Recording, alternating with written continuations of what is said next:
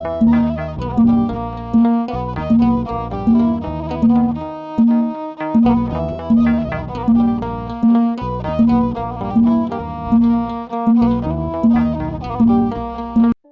አብ ወወልድ ወመንፈስ ቅዱስ አሐዱ አምላክ አሜን። የተወደዳችሁ የልዑል እግዚአብሔር ቤተሰቦች የእናታችን የቅድስት ድንግል ማርያም የአስራት የቃል ኪዳን የበረከት ልጆች የጻድቃን የሰማዕታት ወዳጆች በወደደንና ባፈቀረን በልዑል እግዚአብሔር ፍጹም ሰላም እላችኋለሁ። እንደምን ዋላችሁ? እንደምን ለይሳ ደረሳችሁ? አሜን። እንደ ኃጢአታችንና እንደ በደላችን ብዛት ሳይሆን እንደ ምሕረትና እንደ ቸርነቱ ተመልክቶ እስከ ሰዓት ያደረሰን የአባቶቻችን አምላክ ልዑል እግዚአብሔር ስሙ የተመሰገነ ይሁንልን። እርሱን ጠርተን እርሷን የማንተዋት ንጽሕተ ንጹሐን ቅድስተ ቅዱሳን ቅድስት እናታችን ድንግል ማርያም ዘላለማዊ ስሟ የተመሰገነ ይሁንልን። እንግዲህ እንደ እግዚአብሔር አምላካችን መልካምና በጎ ፍቃድ ዛሬ የምንማማረው ታኅሳስ 12 ቀን የጻድቁ አባታችን የአባ ሳሙኤል ዘዋልድባን ዓመታዊ ክብረ በዓል በታላቅ ድምቀት እናከብራለን። ይህንን ክብረ በዓል ስለምንድን ነው የምናከብረው? በዚህ ዕለት ምን የተደረገበት ዕለት ስለሆነን የሚለውን እንደ እግዚአብሔር አምላካችን መልካምና በጎ ፍቃድ ዛሬ አጠር አድርገን እንማማራለን።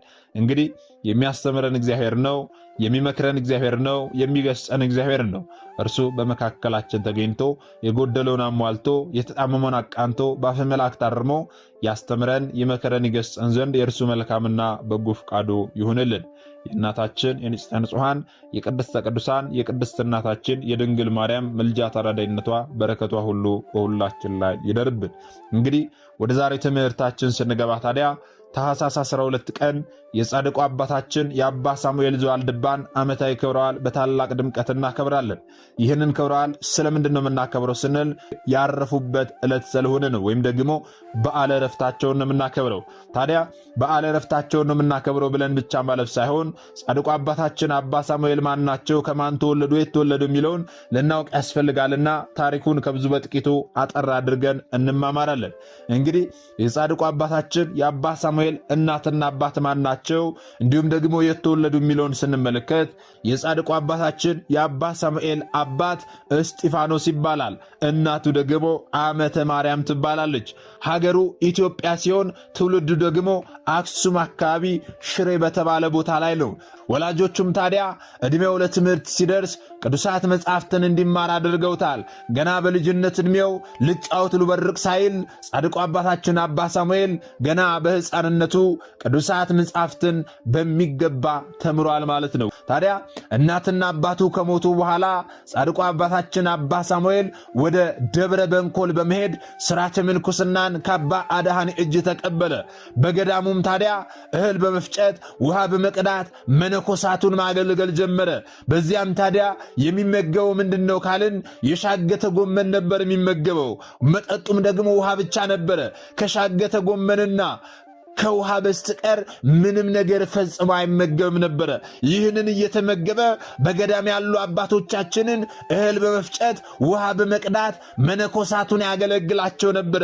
ይህንን ለምንድን ነው የሚያደርጉት ስንል በገዳም ያሉ አባቶቻችን የሥጋ ፈቃድ እንዳይሰለጥንባቸው፣ ሰይጣን ዲያብሎስ የተለያየ ክፉ ሐሳብ ወደ አይምሯቸው እንዳይመጣባቸው ከጸሎት ባሻገር ሌሎች ሥራዎችን የሚሰሩ ነበረ። በገዳም ውስጥ የሚሰሩ ሥራዎችን ሁሉ ይሰራሉ። ራሳቸውን ቢዚ ስለሚያደርጉ ምንም አይነት ክፉ ሐሳብ ወደ አይምሯቸው እንዳይመጣ በዚህ መንገድ ይከላከሉ ነበረ። ወገኖቼ ጻድቁ አባታችን አባ ሳሙኤልም የገዳሙን አባቶች በእንዲህ አይነት ሥራ ያግዛቸው ነበረ። የሚመገበውም እንዳለው የሻገተ ጎመንና ውሃ ብቻ ነበር የሚመገበው። ከዚህ ውጭ ምንም አይነት ነገር አይመገብም ነበረ ጻድቁ አባታችን አባ ሳሙኤል። ታዲያ በእንዲህ ሁኔታ ሳለ ጻድቁ አባታችን አባ ሳሙኤል ሀብት ንብረት ትቶ ዘመድ አዝማዶችን ትቶ ወደ ደብረ በንኮል ሄዶ በደብረ በንኮል ደግሞ መንኩሶ ዓለምን ንቆ ዓለምን ንቅ ያለው በቃኝ ብሎ የዓለምን ነገር ሁሉ ትቶ መንኩሶ በዛ ሲኖር ሳለ ዘመዶቹ ግን ስጋቸው ነውና ወደ ገዳም ድረስ እየሄዱ ጻድቁ አባታችን አባ ሳሙኤልን አስቸገሩት። ሊጠይቁት እንዴት እንደሆነ ሊያዩት ወደ ገዳም በተደጋጋሚ እየተመላለሱ እየመጡ ሲያስቸግሩት እኔ ዓለምን ንቄ ዘመድ አዝማዶቼን ትቼ ወደዚህ ብመጣ እዚህም ድረስ እየመጡ የሚያስቸግሩኝማ ከሆነ ወደ ሌላ ገዳም መሄድ አለብኝ ብሎ ጻድቁ አባታችን አባ ሳሙኤል ወደ ሌላ ገዳም ሲሄድ ተከዚ ደረሰ። ታዲያ በተከዚ ሲደርስ የተከዚ ወንዝ ሞልቶ የማያሻግር ሆኖ አገኘው። በዚህ ጊዜ ምን ማድረግ እንዳለበት ካሰበ በኋላ በትምህርተ መስቀል አማትቦ ባርኮ በአንድ እጁ መጽሐፍ በአንድ እጁ ደግሞ መብራት ይዞ ወደዚያ ወደ ተከዚ ወንዝ ገባ። ወደ ተከዚ ወንዝ ገብቶ መብራቱ ሳይጠፋ መጽሐፉ ሳይበሰብስ በሚገርም ተአምር ያንን የተከዚ ወንዝ ተሻግሮ ዋልድባ ገባ። ጻድቁ አባታችን አባ ሳሙኤል። በእውነት ክብር ለአምላካችን ይሁን። ልብ በሉ ወገኖቼ፣ እግዚአብሔር አምላካችን በጻድቁ አባታችን በአባ ሳሙኤል አማካኝነት ድንቅ የሆነ ተአምርን አደረገ። ምን አይነት ተአምር ስንል አሁን የተመለከትነው ያንን የተከዚ ወንዝ ሞልቶ ቢያገኘው በትምህርተ መስቀል ምልክት አማቶ ባርኮ በአንድ እጁ መጽሐፍን ያዘው፣ በአንድ እጁ ደግሞ መብራትን ያዘው። ያ በአንድ እጁ የያዘው መጽሐፍ ሳይበሰብስ በአንድ እጁ የያዘው መብራት ሳይጠፋ ምንም ነገር ሳይሆን ያንን የተከዚ ወንዝ ተሻግሮ ዋልድባ ገባ። በእውነት ክብር ለአምላካችን ይሁን። ታዲያ ጌታችን መድኃኒታችን ኢየሱስ ክርስቶስም በዚህ ተቀመጥ ብሎት ገዳም ገድሞ ሥርዓተ ምንኩስናን እያስተማረ በጾም በጸሎት ተወስኖ ሰውነቱን በመግረፍ መዝሙረ ዳዊትን በቀን 5 ጊዜ በማድረስ ከመቤታችን ፍቅር የተነሳ ደግሞ ውዳሴ ማርያምና ቅዳሴ ማርያምን በቀን 64 ጊዜ በመቤታችን በቅድስት ድንግል ማርያም በዕድሜዋ ልክ በቀን 64 ጊዜ ይጸልየው ያደርሰው ነበር። ወገኖቼ ይህንንም ውዳሴ ማርያምና ቅዳሴ ማርያም በሚያደርስበት በሚጸልይበት ጊዜ ከምድር ስንዝር ያህል ወደ ላይ ከፍ ይል ነበረ። ዋልድባንም ታዲያ እንደ መሶብ በእጁ ይዞ አስባርኳታል። ከሰማይ የወርቅ ጽዋ ወርዶለታል። በእንዲህ አይነት ተጋድሎ ያሳለ ታዲያ ለመልካም ነገር ሁሉ ተቃራኒ የሆነው ሰይጣን ዲያብሎስ በተለያዩ አራዊት እየተመሰለ በአንበሳ እየተመሰለ ወደ ጻድቁ አባታችን ወደ አባ ሳሙኤል እየመጣ ይፈታተናቸው ነበረ። ጻድቁ አባታችን አባ ሳሙኤል ግን ቅንጣት ታክል እንኳን አራዊቱን አንበሶችን ሁሉ አልፈሯቸውም ነበረ። ሰይጣን ዲያብሎስ በእነርሱ ተመስሎ እየመጣ እንደሚፈታተናቸው ያውቅ ነበርና ቅንጣት ታክል አልፈራቸውም ነበረ። መታመኛውን እግዚአብሔርን ስላደረገ እምነቱ በእግዚአብሔር ላይ ያለው እምነት ሙሉ ስለነበረ እነዚህ አራዊት ሊበሉኝ አይችሉም፣ እግዚአብሔር አምላክ ከእነዚህ ያድነኛል ብሎ እምነቱን ሙሉ ስላደረገ የአናብስቱን አፍ የሚዘጋ አምላክ ነው ያለኝ ብሎ እምነቱን በእግዚአብሔር ላይ ስላደረገ ቅንጣት ታክል እንኳን አራዊቱንም አንበሳውንም አይፈራቸውም ነበረ። ወገኖቼ ዛሬ እኔና እናንተ ፊት አንበሶች ቢመጡ አራዊት ቢመጡ ምንድነው የምናደርገው? እግዚአብሔር አምላክ ከነዚህ አራዊት ከነዚህ አንበሶች ሊያድነኝ ይችላል፣ አንደበታቸውን አፋቸውን ይዘጋልኛል ብለን በእውነት እምነታችንን በእግዚአብሔር ላይ አድርገን እንቆም ይሆን? ወይንስ ደግሞ የሚያድነን ሰው እንፈልግ ይሆን? መታመኛችንን በሰው ላይ እናድርግ ይሆን? ወይንስ ደግሞ በእግዚአብሔር ላይ እምነታችንን አድርገን ቆመን ወደ እርሱ እንጸልይ ይሆን? ወገኖቼ ልብ ልንል ያስፈልጋል። ገንዘብ ያላችሁ ሰዎች በገንዘባችሁ አትመኩ፣ የሚመካ በእግዚአብሔር ይመካን የተባለው። ሀብት ያላችሁ በሀብታችሁ አትመኩ፣ ዕውቀት ያላችሁ በዕውቀታችሁ አትመኩ። ዕውቀትን የሚሰጠውን ሀብትን የሚሰጠውን እግዚአብሔር አምላክን መተማመኛችሁ አድርጉ። ወገኖቼ ጥቂት ስፖርት ሰርታችሁ ደረታችሁ ሲሰፋ በአይምሯችሁ ማሰብ ትታችሁ በደረታችሁ የምታስቡ በጉልበታችሁ የምታስቡ ሰዎች በጉልበታችሁ ማሰባችሁን ትታችሁ መታመኛችሁን እግዚአብሔርን አድርጉ። ወገኖቼ ሁሉም አላፊ ጠፊ ነው። ዕውቀት ይጠፋል፣ ሀብት ንብረት ይጠፋል፣ ገንዘብ ይጠፋል፣ ጉልበትም ይጠፋል። ወገኖቼ የማይጠፋውን ሁሉንም መስጠት የሚችለውን እግዚአብሔር አምላክን መተማመኛችንን እናድርገው። ያን ጊዜ አንወድቅም፣ ላንወድቅ እንቆማለን። አለበለዚያ ግን መታመኛችንን በገንዘብ ላይ ካደረግን ገንዘባችን ሲያልቅ እንወድቃለን። መታመኛችንን በእውቀት ላይ ካደረግን እውቀታችን ሲጠፋ እንወድቃለን። መታመኛችንን በሰው ላይ ካደረግን ሰዎች ሲክዱን እንወድቃለን። ለዘላለም የማይክደንን ለዘላለም የማይጥለንን እግዚአብሔር አምላክን መታመኛችን እናድርግ። ወገኖቼ ታዲያ ከዕለታት በአንደኛው ቀን ጌታችን መድኃኒታችን ኢየሱስ ክርስቶስ ለጻድቁ አባታችን ለአባ ሳሙኤል ተገልጦ በምራቁ ሰውነቱን አተመለትና ኃይልን አግኝቶ የሚኖር ሆነ። አናብስት እየመጡ በዋሻው ሲፈነጩ ጻድቁ አባታችን አባ ሳሙኤል እነርሱን ከመፍራት ባሻገር እነርሱ ለእርሱ የሚታዘዙለት ሆኑ። የእግሩን ትቢያ የሚልሱለት ሆኑ። እየተሳፈራቸው ወደ ፈለገበት ቦታ የሚያደርሱት ሆኑ። እነዚያ አናብስት ታዲያ ወደዚያ ገዳም መጥተው እሾህ ሲወጋቸው እሾሃቸውን እያወጣ እያከማቸው የሚያድናቸው ሆነ። ልብ በሉ ወገኖቼ፣ እኛ የምንፈራቸው አራዊት ሁሉ ለጻድቁ አባታችን ለአባ ሳሙኤል የሚታዘዙለት የእግሩን ትቢያ የሚልሱለት ነበሩ። ታዲያ ቅድም እንዳልነው ጻድቁ አባታችን አባ ሳሙኤል ውዳሴ ማርያምና ቅዳሴ ማርያምን እየደገመ ሲሄድ ከመሬት ስንዝር ያህል ከፍ ይል ነበረ። ቅዳሴ በሚቀድስበትም ጊዜ ህብስት ሰማያዊ፣ ጽዋ ሰማያዊ ይወርድለት ነበረ። ከዕለታት በአንደኛው ቀን ታዲያ በውሃ ላይ ቅዳሴ ማርያም ደግሞ ሲባርከው ህብስት ሆኖለታል። በእውነት ክብር ለአምላካችን ይሁን። ለዚህም ታዲያ መታሰቢያ እንዲሆነው እመቤታችን ቅድስት ድንግል ማርያም ነጭ ዕጣንና የሚያበራ ዕንቁ ሰጥተዋለች። ይህንን ከሰጠችውም በኋላ ቅዳሴን ውዳሴን የሚደግመውን አንተ ከገባህበት አገባዋለሁ ብላ ተስፋ ሰጥተዋለች። በእውነት ክብር ለአምላካችን ይሁን። ታዲያ ጻድቁ አባታችን አባ ሳሙኤል ወደ ሰማይ እየወጣ ከ24ቱ ካህናተ ሰማይ ጋር የሥላሴን መንበር ያጥን ነበረ። ከ24ቱ ካህናተ ሰማይ ጋር ዘወትር የሥላሴን መንበር ለማጠን የበቃ ታላቅና ጻድቅ አባት ነው ወገኖቼ። በእውነት በረከቱ ረድኤቱ አማላጅነቱ በሁላችን ላይ ይደርብን። ከብቃታቸውም የተነሳ ታዲያ ጻድቁ አባታችን አባ ሳሙኤል በዋልድባ ሆነው፣ አባ ብንያም ደግሞ በግብፅ ሆነው፣ አባ አንበስ ደግሞ በሐዘሎ ሆነው ይተያዩ ነበረ። ዛሬ እኛ ዓለም የደረሰበትን ቴክኖሎጂ ተጠቅመን በኢሞ፣ በዋትሳፕ፣ በቴሌግራም ተደዋውለን ፌስ ለፌስ እየተያየን እንደምናወራው ሁሉ በዚያ ዘመን ቴክኖሎጂ በሌለበት ባልነበረበት በዚያ ዘመን የብቃት ደረጃቸው ከፍተኛ ስለነበረ በያሉበት ቦታ ሆነው እየተያዩ ይነጋገሩ፣ እየተያዩ ይጸልዩ ነበር ወገኖቼ፣ በያሉበት ገዳም ሆነው። ታዲያ እነዚህ ቅዱሳን አባቶቻችን ከዕለታት በአንደኛው ቀን ተቀጣጥረው ከጻድቁ አባታችን ከአቡነ ገብረ መንፈስ ቅዱስ ዘንድ ወደ ምድረ ከብድ ሄዱ። ወደዚያ ሲሄዱ ታዲያ የሄዱት እኛ አሁን እንደምንጓዘው በመኪና አይደለም። እነርሱ ወደ አባታችን ወደ አቡነ ገብረ መንፈስ ቅዱስ ሲሄዱት በአንበሶች ላይ ተጭነው ነበረ። አንበሶች ነበሩ ወደዚያ ያደረሷቸው። ታዲያ የተጫኑባቸውን አንበሶች የአቡነ ገብረ መንፈስ ቅዱስ አንበሶች ሰባብረው በሏቸው። በዚህ ጊዜ አቡነ ገብረ መንፈስ ቅዱስ ፈጣሪ ያዘዘላቸው ለምን በላችኋቸው? በሉ ትፏቸው ብሎ እንዲተፏቸው አዘው ሕያዋን አደረገላቸው። ከዚህ በኋላ ቡራኬ ተቀብለው መንፈሳዊ ጨዋታ ተጫውተው በአንበሶቻቸው ተጭነው ወደ የቦታቸው ተመልሰዋል። በእውነት ክብር ለአምላካችን ይሁን።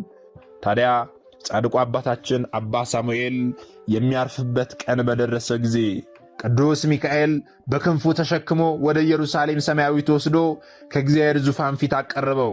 እግዚአብሔር አምላክም ታዲያ ታላቅ የምሕረት ቃል ኪዳን እንገባለት። ምን ብሎ የምሕረት ቃል ኪዳን እንገባለት ስንል እግዚአብሔር አምላክ ስምህን የጠራውን መታሰቢያን ያደረገውን ዜና ገድልህን የጻፈውን ያጻፈውን ያነበበውን የተረጎመውን የሰማውን ያሰማውን የተማረውን እስከ 10 ትውልድ ድረስ እምርልሃለሁ፣ በገዳምህ የሚሰበሰቡትንም ደግሞ ከዕዳ ከፍዳ እሰውራቸዋለሁ የሚል ታላቅ ቃል ኪዳንን እግዚአብሔር አምላክ ለጻድቁ አባታችን ለአባ ሳሙኤል ገባላቸው።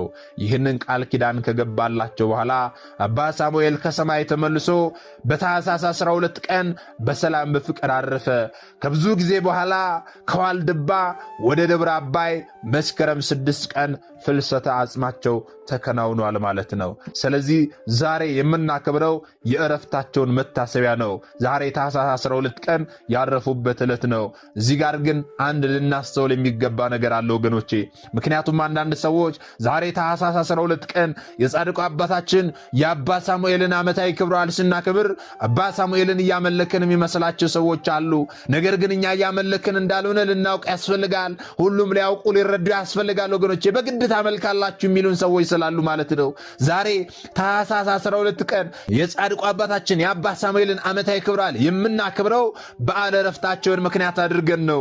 በዓለ ዕረፍታቸውን ልደታቸውን ምክንያት አድርገን ግን እግዚአብሔር አምላክ ለእኛ ለሰው ልጆች በጻድቁ አባታችን በአባ ሳሙኤል አማካኝነት ያደረገልንን የምህረት ቃል ኪዳን እያስብን ይህንን ክብረ በዓል እናከብራለን፣ እንዘክራለን። እግዚአብሔር አምላክ በጻድቁ አባታችን በአባ ሳሙኤል ላይ አድሮ ያደረጋቸውን ድንቅ ድንቅ ተአምራት እናስባለን፣ እንዘክራለን ማለት ነው።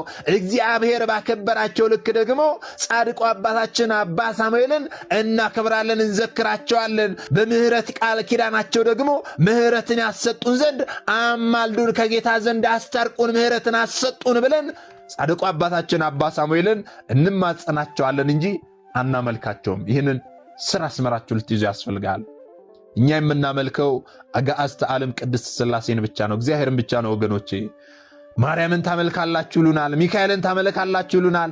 እኛ ግን የምናመልከው እግዚአብሔርን ብቻ ነው፣ ማንንም አናመልክም። እግዚአብሔር ባከበራቸው ልክ እንደየክብራቸው ጻድቃን ሰማዕታትን መላእክትን ጭምር እናከብራለን። እግዚአብሔር በእነርሱ አማካኝነት ለእኛ ባደረገው የምህረት ቃል ኪዳን ምህረትን እናገኝ ዘንድ አማልዱን አስታርቁን ብለን ጻድቃን ሰማዕታትን እንማጸናቸዋለን። እግዚአብሔር አምላክ ደግሞ ለእኛ በጻድቃን በሰማዕታት አማካኝነት ያደረገልንን የምህረት ቃል ኪዳን ልደታቸውን ምክንያት እያደረግን የዕረፍታቸውን በዓል ምክንያት እያደረግን እናከብራለን፣ እናስባለን ማለት ነው። ይህንን በደንብ ልታውቅ ያስፈልጋል። አንዳንድ ሰዎች እናንተ ዛሬ አባ ሳሙኤል ከሆኑ ወደ አባ ሳሙኤል ቤተ ክርስቲያን ሄዳችሁ አባ ሳሙኤልን ነው የምታመልኩት ይኑላል። እኛ አባ ሳሙኤልን አይደለም የምናመልከው። የትኛውም አድባራት በተለያዩ ቅዱሳን፣ በተለያዩ ጻድቃን፣ በተለያዩ መላእክት ስም ሊታነጹ ሊሰየሙ ይችላሉ፣ አብያተ ክርስቲያናት ማለት ነው። ነገር ግን ለምሳሌ በአባ ሳሙኤል የታነጸ ቤተ ክርስቲያን ውስጥ የሚመለከው እግዚአብሔር አምላክ ነው። በቅዳሴ ጊዜ ስሙ የሚጠራው እግዚአብሔር አምላክ ነው። የሚታደለው የክርስቶስ ሥጋና ደም ነው እንጂ በአባ ሳሙኤል ስም ስለታነጸ የአባ ሳሙኤል ሥጋና ደም አይደለም የሚታደለው ወገኖች። ይህንን በደንብ ልታውቅ ያስፈልጋል። የሚታደለው የክርስቶስ ሥጋና ደም ነው። የሚፈተተው የክርስቶስ ሥጋና ደም ነው በዚያ ቤተ ክርስቲያን ውስጥ። ለምን በጻድቃን በሰማዕታት ስም አብያተ ክርስቲያናት ታነጹ ካልን ደግሞ እግዚአብሔር አምላካችን በዚህ በትንቢተ ኢሳይያስ ላይ እንደተናገረ በቤቴና በቅጥሬ የዘላለም የማይጠፋ ስም እሰጣቸዋለሁ ብሎ በገባላቸው ቃል ኪዳን መሰረት በተናገረው ቃል መሰረት አብያተ ክርስቲያናት በጻድቃን በሰማዕታት ስም ይታነጻሉ። የዘላለም የማይጠፋ ስም እሰጣቸዋለሁ ባለው መሰረት ማለት ነው። ዛሬ የጻድቁ አባታችን የአባ ሳሙኤልን ዓመታዊ ክብረ በዓል ስናክብር እግዚአብሔር አምላክ ለአባ ሳሙኤል የገባላቸው የምህረት ቃል ኪዳን አለ። ለእርሳቸው ሳይሆን በእርሳቸው አማካኝነት ለእኛ ነው የምህረት ቃል ኪዳን የገባለን። በእርሳቸው አማካኝነት ስምህን የጠራውን፣ ዝክርህን የዘከረውን፣ መታሰቢያን ያደረገውን፣ ዜና ገድልህን የጻፈውን ያጻፈውን፣ ያነበበውን፣ የተረጎመውን ያስተረጎመውን፣ የሰማውን ያሰማውን እስከ 10 ትውልድ እምርልሃለሁ የሚል ታላቅ ቃል ኪዳንን የገባላቸው በእሳቸው አማካኝነት እግዚአብሔር አምላክ ለእኛ ያደረገውን የምህረት ቃል ኪዳን እያስብን ይህንን ክብረ በዓል እናከብራለን። ስለዚህ በጻድቁ አማካኝነት ለእኛ የተደረገውን የምህረት ቃል ኪዳን አስበን እግዚአብሔር አምላክ ለጻድቁ አባታችን ያደረገውን የምህረት ቃል ኪዳን አስበን ጻድቁ አባታችን አባ ሳሙኤል ምህረትን ያሰጡን ዘንድ በስማቸው የተራበን እናበላለን፣ የተጠማ እናጠጣለን፣ ስማቸውን እንጠራለን፣ ዜና ገድላቸውን እንጽፋለን፣ እናጽፋለን፣ እናነባለን፣ እናስነብባለን፣ የሰማነውንም እናሰማለን። ይህንን አድርገን በቃል ኪዳናቸው ምህረትን እናገኛለን ማለት ነው። ይህንንም ብቻ ሳይሆን ደግሞ በገዳም የሚሰበሰቡትን ከዕዳ ከፍዳ እሰውራቸዋለሁ የሚል ቃል ኪዳንን እግዚአብሔር አምላክ ሰጥቷቸዋልና በገዳማቸው በስማቸው ወደ ተሰራ ቤተክርስቲያን ሁሉ ሄደን ተሰብስበን ከዕዳ ፍዳ እግዚአብሔር አምላክ እንዲሰውረን እንማጸናለን ማለት ነው። ስለዚህ ይህንን በደንብ በሚገባ ልታውቅ ያስፈልጋል እንጂ ምንም ቤተ ክርስቲያናችን ምንም የተማታ አስተምሮ የላትም ወገኖቼ። ሁሉንም ጥርት አድርጋ የምታስተምር እኛ ከስር መሰረቷ ካወቅናት ማንም ከተዋህዶ ጉያ አይወጣም ነበረ። ነገር ግን አብዛኞቻችን የስም ክርስቲያን ስለሆንን አንዳንድ ሰዎች እናንተ እኮ ዛሬ አባ ሳሙኤልን የምታከብሩት የምታመልኩት ሲሏቸው እውነት ይሆን እንደ አባ ሳሙኤልን ነው እንደ ማመልከው? ለምንድን ነው አባ ሳሙኤልን ማመልከው? ጥያቄ የሚፈጥረባቸው ሰዎች ይኖራሉ እኮ በተዋህዶ ውስጥ ሆኖ ማለት ነው። ለምን እንኳን ክብረ በዓሉን እንደሚያከብሩ የማያውቁ ብዙ ሰዎች አሉና እኛ ተዋህዶን ባወቅናት ልክ እኛ በተማርናት ልክ ሌሎችም እንዲያውቁ እንዲረዷት ልናደርግ ያስፈልጋል። እኛ የተማርነውን ላልተማሩት ወንድሞቻችን ልናስተምር ያስፈልጋል። ምክንያቱም እኛ የተማርነውን አስተምረን ቢሆን እኛ ያውቅነውን አሳውቀን ቢሆን ኖሮ ማንም ሀብተ ወልድና ስመ ክርስትና ስታ ማህተብ በአንገቱ ላይ ካሰረችበት ከቅድስት ቤተክርስቲያን ወጥቶ ወደ ሌሎች ሃይማኖት ተቋማት ባልሄደ ባልገባ ነበረ። ነገር ግን እኛ የተማርነውን ስለማናስተምር ያውቅነውን ስለማናሳውቅ ብዙ እህቶቻችን ወንድሞቻችን እየሳቱ ነው ያሉትና የሳቱትንም ለመመለስ ያሉትንም ለማጽናት አሁን ላይ የተማርነውን ወደፊትም የምንማረውን ቤተክርስቲያናችን አስተምሮ ልናስተምር ያስፈልጋል ማለት ነው። ይህን እንድናደርግ ደግሞ አምላካችን መድኃኒታችን ኢየሱስ ክርስቶስ ሁላችንንም ይርዳል። ምናልባት ደግሞ ዛሬ ገና ወደዚህ መንፈሳዊ ቻናል የመጣችሁ ሰዎች ካላችሁ ከዚህ በፊት የተማማርነውም ከዚህ በኋላ የምንማማረውም መንፈሳዊ አስተምሮች ወደ እናንተ እንዲደርሱ ከፈለጋችሁ ሰብስክራይብ አድርጋችሁ የደወል ምልክቱን መጫን ይኖርባችኋል። ምክንያቱም ይህ ቴክኖሎጂ ያመጣው ስርዓት ነው፣ እኔ ያልኩት አይደለም። ይህንን ካደረጋችሁ ዕለት ዕለት ከዚህ የሚለቀቁ አስተምሮች ወደ እናንተ ይደርሳሉ። ይህንን ካላደረጋችሁ ደግሞ ዛሬ እንደ አጋጣሚ እንዳስተምሮ ፈንታችሁ ሊሆን ይችላል፣ በቀጣይ ከዚህ የሚለቀቁ አስተምሮች ወደ እናንተ አይደርሱም ማለት ነው። ስለዚህ ወደ እናንተ እንዲደርሱ ከፈለጋችሁ ሰብስክራይብ አድርጋችሁ የደወል ምልክቱን መጫን ይኖርባችኋል ማለት ነው። እንግዲህ መርሃ ግብራችንን ከመጨረሳችን አስቀድሞ አንድ መልእክት ወደ እናንተ አስተላልፋለሁ። ይህ መልእክት ምንድነው ካላችሁኝ ዘንዳ እንደሚታወቀው በዚህ መንፈሳዊ ቻናል ላይ በአመት 3 ታላላቅ የበረከት ስራዎች ይሰራሉ። እነዚህ 3 የበረከት ስራዎች የማቴዎስ ወንጌል ምዕራፍ 25 ላይ የተጠቀሱ ጌታችን መድኃኒታችን ኢየሱስ ክርስቶስ ለፍርድ በሚመጣበት ጊዜ የሚጠይቀንን ጥያቄዎች ለመመለስ የተዘጋጁ ናቸው። በዚህም መሰረት ታዲያ ከፊታችን የሚመጣውን የጌታችንን የልደት በዓል ምክንያት ማድረግ የታመሙ ወንድሞቻችን በየሆስፒታሉ የሚሰቃዩ ወንድሞቻችንን እየሄድን እንጎበኛለን፣ እንጠይቃለንና እዚህ በረከት ስራ ላይ ሁላችሁም ልትሳተፉ ያስፈልጋል። በዚህም ደግሞ ታምሜ አልጠይቃችሁኝ የሚለውን ጥያቄ እንመልሳለን ማለት ነው። እኛ ክብር በዓሉን ሁሉ ሞልቶልን ተትረፍርፎልን በቤታችን ደስ ብሎን ስናክብር፣ ሌሎች ደግሞ በየሆስፒታሉ በህመም የሚሰቃዩ አሉና እነርሱንም ማሰብ ተገቢ ነውና መሰቃየትን ብቻ ሳይሆን መድኃኒት መግዣ እንኳን አጥተው የሚሰቃዩ አሉና እነርሱንም መጎብኘት ተገቢ ነውና ታምሜ አልጠይቃችሁ የሚለውንም ጥያቄ እንመልሳለንና እዚህ በረከት ስራ ላይ ሁላችሁም የአቅማችሁን አድርጋችሁ ልትሳተፉ ያስፈልጋል። የ100 ብር ቻሌንጅ ብለን ጀምረናል። ሁላችሁም ከ100 ብር ጀምሮ የአቅማችሁን የቻላችሁትን እያደረጋችሁ እዚህ በረከት ስራ ላይ ልትሳተፉ ያስፈልጋል። የምትሳተፈው በምን አካውንት ነው የምትሳተፈው እያላችሁ የምትጠይቁ ሰዎች ካላችሁ ደግሞ የዚህ ቪዲዮ የኮሜንት የመጀመሪያ ቦታ ላይ ሊንክ አስቀምጥላችኋለሁ። ያንን ሊንክ ስትጫኑ ሙሉ ዝርዝር መረጃ በጽሁፍ ይመጣላችኋል። ያንን ጽሁፍ አበባችሁ እዚህ በረከት ስራ ላይ መሳተፍ ትችላላችሁ ማለት ነው። እግዚአብሔር አምላካችን ሁላችንንም የበረከቱ ተካፋዮች ያድርገን። የሰማነውንም በዝነ ልቦናችን ያሳድርብን። ሰሚዎች ብቻ ሳንሆን በሰማነው ቃል 30፣ 60፣ 100 ያማረ ፍሬ አፍርተን ዛሬ ስቡ ቀዳሾች ነገ ደግሞ የመንግስቱ ወራሾች ያድርገን ዘንድ የእርሱ መልካምና በጎ ፈቃዱ ይሁንልን። ወስብሐት ለእግዚአብሔር ወለወላዲቱ ድንግል ወለመስቀሉ ክቡር። ይቆየን።